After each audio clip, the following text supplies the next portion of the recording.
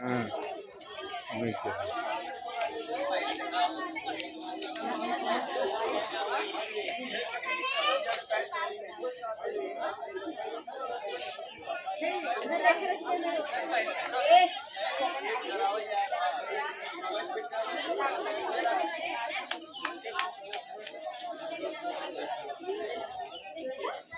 तो दोस्तों, आज बारात निकल रही है लाल बहादुर की, जो कि हमारे छोटे भाई हैं। तो आज उनका जो है दूल्हा का सेहरा बांध कर निकल रहे हैं, आ रहे हैं। तो आप लोग देख रहे हैं कितनी भीड़ है, बहुत ही भीड़ है ना। तो यहीं पर नाच गाना होगा। नाच गाना होने के बाद तब बारात जो है प्रस्थान करेगी और ढोल मजीरा के साथ में सब लोग झूमते हुए आ रहे हैं। ये जो बैग आगे लिए हैं छोटे चाचा हैं और उनके सब नात रिश्तेदार भतीजे और सब हैं। तो आप लोग से देखते रहिए, वीडियो का आनंद लेते रहिए। दूल्हा जी ये है।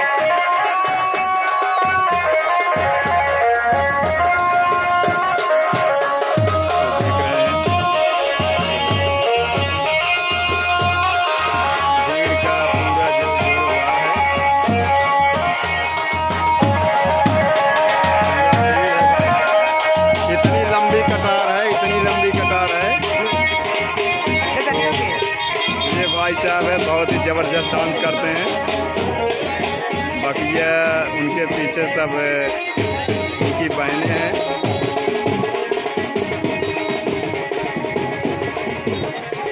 तो सभी लोग जा रहे हैं जो है काली माई की चौरा, जो इस समय माना जाता है, वहाँ पर उनका डांस भजन और करेंगे। सब लोग पूजा पाठ करेंगे, तब बारात जो है प्रस्थान करेगी। तो इसीलिए हम आगे चलकर दिखाते हैं आप सबको कि बारात में क्या क्या होता है। गांव का बारात, गांव का देसी डांस, औरतों का डांस।